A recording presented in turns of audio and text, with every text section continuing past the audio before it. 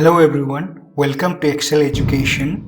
Following the trend of current affairs MCQ videos, so let us begin our today's video of current affairs multi-choice question with explanation. Starting with the first question, question number 1. Recently, the Union government banned 59 Chinese apps. The government has the power to ban these apps under Option A, National Security Act of 1980. Option B, Internet Regulation Act 1997. Option C, Information Technology Act 2000. Option D, none of the above. The correct answer for this is Option C, Information Technology Act 2000. The government has emergency powers under Section 69A of the Information Technology Act to block any content where it is satisfied that it is against the country's sovereignty, integrity, and defense, and in such cases the law does not require it, serving any prior notice to the concerned content providers before ordering a ban. Going to the next question, question number 2. Consider the following statements regarding the Defense Acquisition Council (DAC). Statement 1. All members of the Cabinet Committee on Security are ex officio members of the DAC. Statement 2. Minister of Defense is the chairperson of the DAC. Which of the statements given above is correct? Option A, 1 only. Option B, 2 only. Option C, both 1 and 2. Option D, neither 1 nor 2. The correct answer for this is Option B, 2 only. Minister of Defense is the chairperson of the DAC. Cabinet Committee on Security members are Prime Minister, Minister of Defense, Minister of Home Affairs, Minister of Finance and Corporate Affairs, and Minister of External Affairs. Of all CCS members, only Minister of Defense is part of DAC. The Minister of Defense is the chairman of the DAC. Its members include Minister of State Defense, Chief of Defense Staff, CDS, Chief of Army Staff, Chief of Naval Staff, Chief of Air Staff, Defense Secretary, etc. The DAC decides on capital acquisitions in the defense forces. It recently accorded approval for capital procurement for the defense forces amounting over Rs 3,300 crores of indigenously designed and developed equipment. Going to the next question, question number 3. Consider the following statements regarding the non-permanent membership of United Nations Security Council. Statement 1. A retiring member is not eligible for immediate re-election. Statement 2. At least 5 non-permanent members of the Council are mandated to be from African and Asian states. Statement 3. The non-permanent members of the Security Council are elected by a simple majority of members present and voting. Which of the statements given above is correct? Option A, 1 and 2 only. Option B, 2 and 3 only. Option C, 1 and 3 only. Option D, all of the above. The correct answer for this is Option A, 1 and 2 only. The Security Council consists of 5 permanent members: China, France, Russia Federation, United Kingdom, and United States of America, and 10 non-permanent members elected by the General Assembly for a term of 2 years. A retiring member is not eligible for immediate re-election in UNSC. At its 18th session in 1963, the Assembly decided that the non-permanent members of the Council should be elected according to the following pattern: 5 from African and Asian states, 1 from Eastern European states, 2 from Latin American states, 2 from Western European and other states.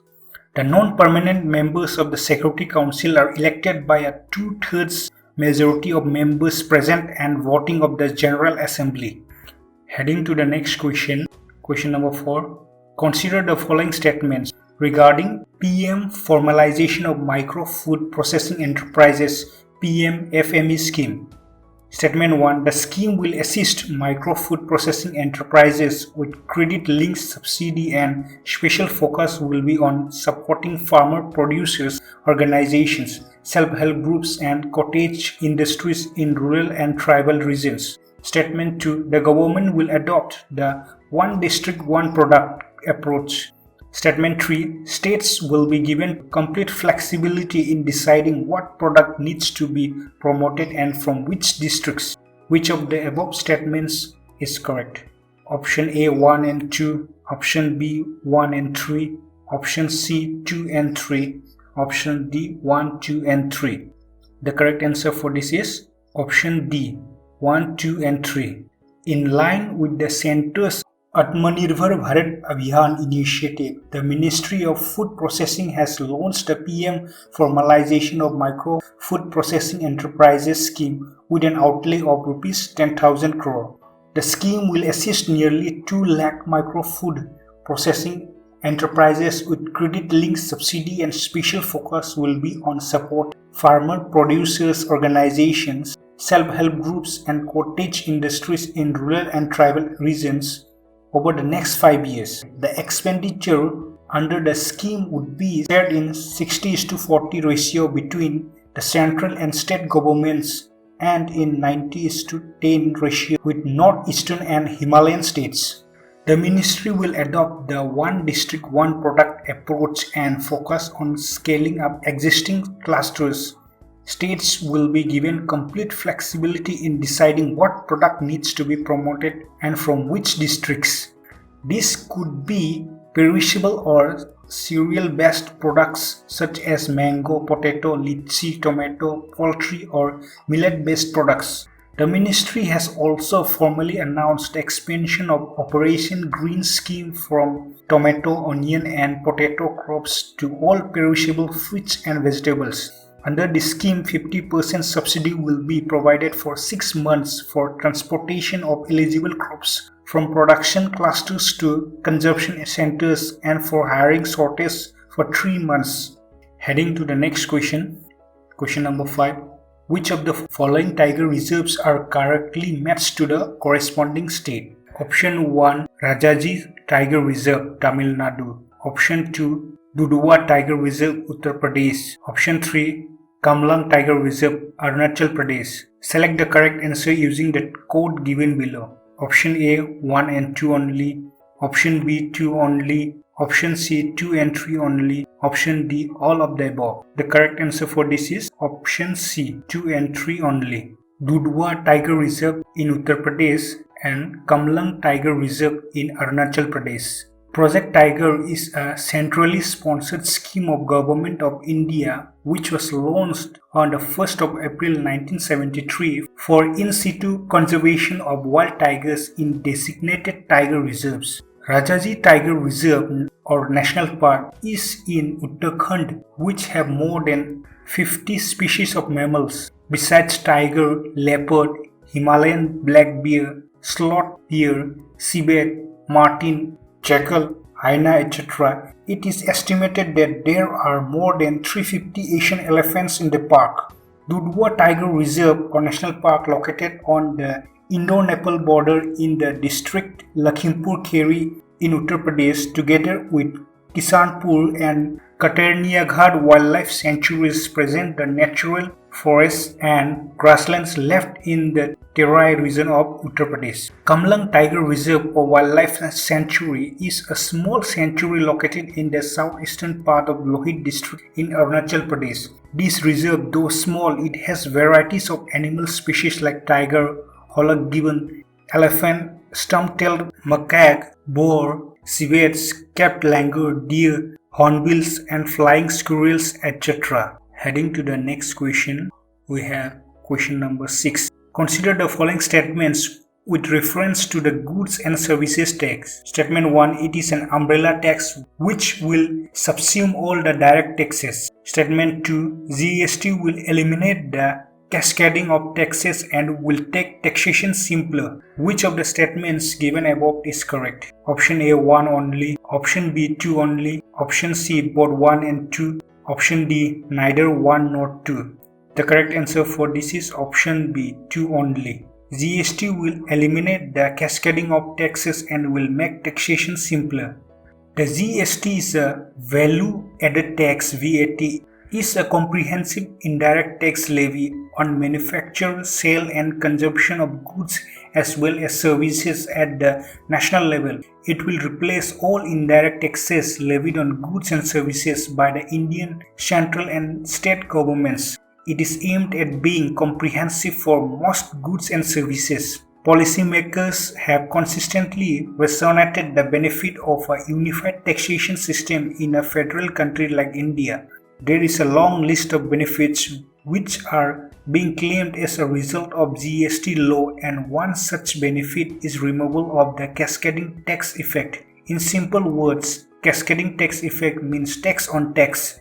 It is a situation wherein a consumer has to bear the load of tax on tax and inflationary prices as a result of it. Moving on to the next question, question number 7. Consider the following statements regarding the Integrated Disease Surveillance Program IDSP. Statement 1. It is an IT-enabled surveillance system for epidemic-prone diseases to monitor disease trends in India. Statement 2. The data is collected and analyzed on epidemic-prone diseases on a weekly basis. Which of the statements given above is correct? Option A 1 only, option B 2 only, option C both 1 and 2, option D neither 1 nor 2. The correct answer for this is option C both 1 and 2. The Integrated Disease Surveillance Program is a disease surveillance scheme under the Ministry of Health and Family Welfare. It was launched with World Bank assistance in November 2004. It maintains decentralized laboratory-based IT-enabled disease surveillance system for epidemic-prone diseases to monitor disease trends and to detect and respond to outbreaks in early rising phase through Trend Rapid Response Team (RRTS). Under the project, weekly disease surveillance data on epidemic-prone disease are being collected from reporting units such as sub-centers, primary health centers, community health centers, hospitals including government and private sector hospitals and medical colleges. The data are being collected on S. syndromic, P. probable and L. laboratory formats using standard case definitions. Presently, more than 90% districts report such weekly data through email or IDSP portal. The weekly data are analyzed by state or district surveillance units for disease trends. Whenever there is rising trend of illness, it is investigated by the rapid response teams to diagnose and control the outbreak. Going to the next question, we have question number 8. Stockholm Declaration 1972, sometimes seen in news, is related to option A. Regulation of international trade in conventional weapons. Option B. Global security. Option C. Environment and development. Option D. Women's empowerment. The correct answer for this is option C. Environment and development. The United Nations Conference on the Human Environment was held in Stockholm, Sweden from June 5th to 16 in 1972.